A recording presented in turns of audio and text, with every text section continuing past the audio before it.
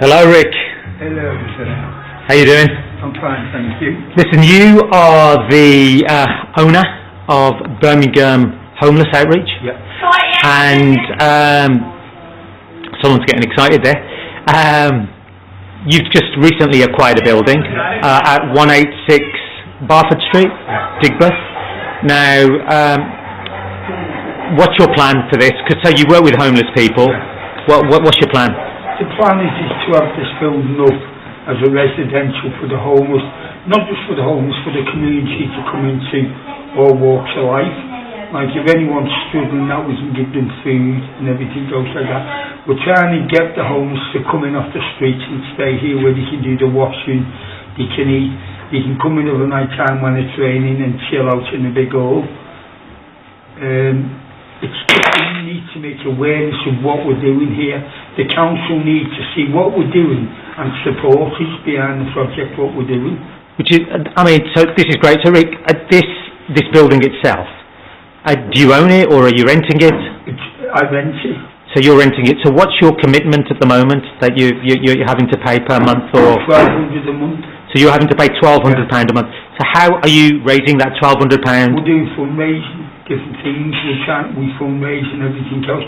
We've got a big event coming up on the 28th of this month to raise money.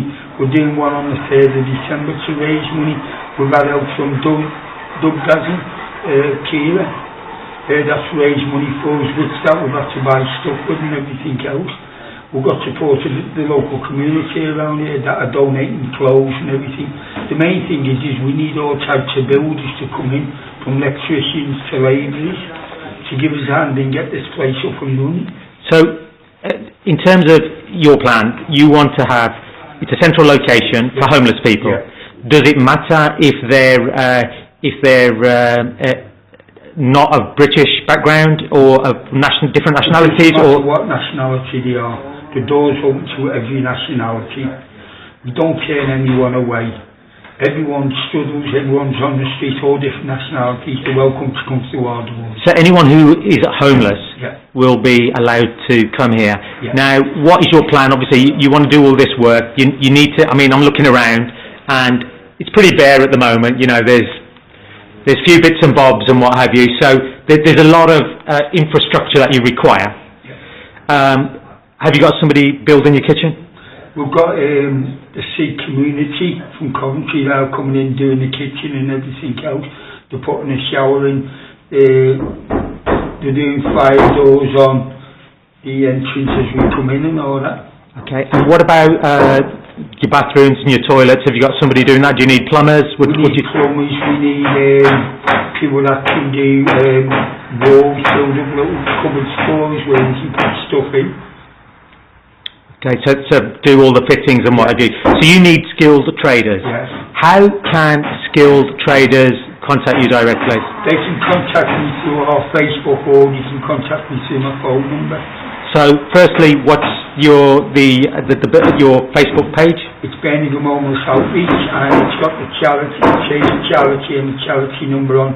You can even message there or you can get contact with me through our webpage, which is www.bho.me.uk. Okay, and your phone number if you want to give it out? Is 077 04 301698. Okay. And how have the council been supporting you? The council haven't. This has been going on. I've been doing this 8 years. I had a meeting 2 years ago with John Clancy. He promised, he will come on board and help us to get a building and sort all this. When you tried to make an appointment to see John Clancy, you couldn't get anything. Okay. Obviously, since those 2 years, Andy Street is now the Mayor of Birmingham. Yeah. What support do you want from him? I want him to come down and give us enough support and tell people exactly what we're doing and what's on offer for these homeless people. I'm trying to get in contact with Andy Street. I'm getting no feedback from him. He's here to help the homeless, what he says. Tell him to come out and do his job, what he says he wants to do. Not just sit there or say, go to another part of the world. Homelessness is in our countries. We know we've got homeless all over the world, but we need to concentrate on our people. And do you need financial commitment from the council? Yeah, I need support, I need funding off them to get this project off the ground. So that's around your street. So overall, once you've got the infrastructure up, you've got it all set up, how many homeless people are you looking to have in here to cater for? We can do about 40 to 50 homeless people at a time. At a time? Yeah. Mm-hmm.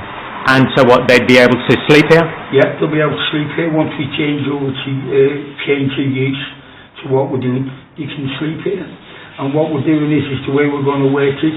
If we have 50 or 10 in a night, they'll come in one night, and then if there's another 10 the next night, we'll come on the basis is first come is first served. We can't have it overcrowded with fire regulations and everything else. We've got to have it as a minimum. So there'll be food and clothing for them as well? Food and clothing, shower, they can wash the clothes, there'll be lockers where they can put the clothes in and it's safe. What kind of other help will they get? Will they get medical advice? Will they get help in terms of jobs? How to help them get a job? Complete application forms, you know?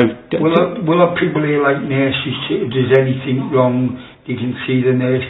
If they need forms filling in, we'll have someone to support them with that. I have contact with a couple of people that have just took 15 homeless people on working in a chicken factory.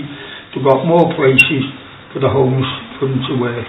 But Rik, this all costs money. I mean, if you're going to have a nurse, is that going to cost you money? No, we've got volunteers that are nurses, that are registered nurses, and they're checked and they helpers, and they're insured on their own insurance to come and help. Okay, Rik, that's great. What I'm going to do is I'm now going to speak to Kiz. Hello. Hello, Kiz. So, tell us a little bit about your involvement in this. So, you fell on this accidentally, really, didn't you? Well, kind of, yeah. So, I run a night called Dubgasm, got a little flyer there, and this is a music event that happens annually. I do loads of collaborations, so I use sound system culture to promote social action and awareness.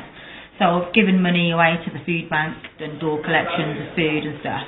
The last three events I've done, I've given the money to Rik. So we've raised £1,241. We've mobilised people from Manchester, Bristol, London, international global artists from the drum and bass and reggae scene to come and play for us for pretty much nothing. So through that publicity and awareness, we've got people to bring items that Rik needs, so sleeping bags, food, bottled water, sanitary items, toiletries, which are things that everybody watching this video can come and drop off at any point to the warehouse, which is at 186 Barford Street in Digbeth. So as people are becoming more aware through my club nights, a different community, like the rave community, has been mobilised into action, and one of the things I did last week was drop off a couple of bags because somebody who couldn't make it to the rave just dropped off these 2 bags to me. So I dropped them to Rik. While he was showing me around the warehouse, I started to film. And the video had 14,000 hits in 7 days. And because of that, people started to comment. We did a call out on the video saying we need builders, traders, volunteers to help renovate, and we need these materials. So now people are offering things like chest freezers, somebody's bringing roofing insulation, somebody else is donating emulsion paint to paint the building, somebody else is like a mental health nurse, somebody else is a nurse. So all these people are coming together. So it just so happens that I used to work as a youth engagement manager for the local street art festival, City of Colours, and through my contacts there, I've got a graffiti artist coming up next weekend. That was happening anyway.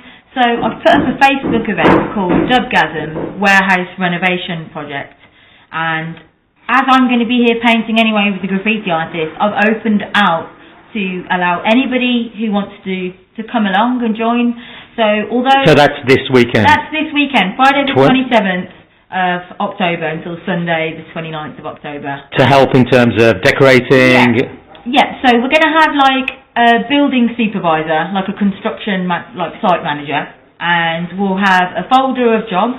We'll have jobs for plumbers, jobs for electricians, jobs for carpenters, but also jobs that somebody that's not from a trade can do, a general volunteer, doesn't take any skill to, do a bit of role of painting. So if anybody's free, we can, use your support. We're going to do the floor, a bit of carpentry, blah, blah, blah, but also tidying up and cleaning and stuff. And also, lots of people have said to me, this is great, you know, we've got spare clothes that we can donate to the homeless.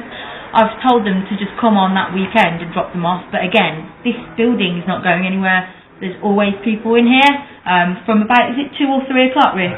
About 2 or 3 o'clock in the afternoon, this building's got people in, so you can drop off stuff any time. So even up to the 29th, still turn up, bring always things? Here, yeah, until this is up and running, people will always be here, and like, one of my raiders bought a tin of jam, which is, I've just found in my cupboard. It's not out of date, is it? It's not out of date, it's preserved, darling, okay, it's preserved. So yeah, I've informally started to... why is this homeless project important to you? Well, I've been brought up in a family that have always, since I was little, every time we went to the shop, my mum and dad and brothers and sisters would always stop and put 10p in the change bucket, and I'd always get a sticker. So when I was 3-4 years old, like my earliest memories are going and supporting charity. My mum and dad have brought me up to look out for other people and give, and yes, so that's how I've been brought up. And I feel like if I've got, you know, if I've got something that I can share, I just feel like I should do, to be honest. Coming back to the 27th and 29th, are you doing any performing as well, music or anything? No, I want to focus on getting the stuff painted up because... As opposed to using all the electricity. Yeah, the electricity that we haven't got, we don't want it. And also, because we'll be doing some painting, there'll be fumes and stuff. We've got to be careful about how we use it. But there's nothing to stop us from doing a little sing-song while we're working. Yeah. A cappella. A cappella, yeah. If I start singing, though, there'll be a bit of problem. The Rick's just said country and western. Okay, that's great. Anything else? How can people contact you if they wanted to contact you? So I'm on Facebook. My name's Kiran Bangerh, which is Kiran, and then the surname's Bangerh, like bangers and mash, but it's got a silent H on the end.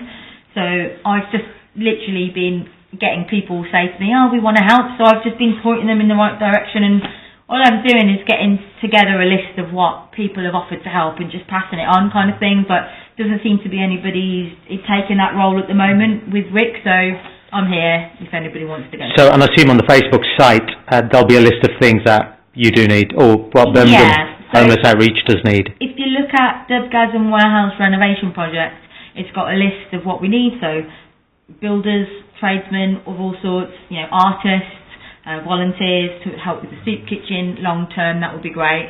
And we need dried food and tinned food, we need bottles of water and toiletries, things like sanitary items and clothes will always be needed. So even beyond this event, if anybody's got any spare stuff they're clearing out, just bring it down. Because they use all the stuff anyway, don't they? So, yeah. Because they're going out.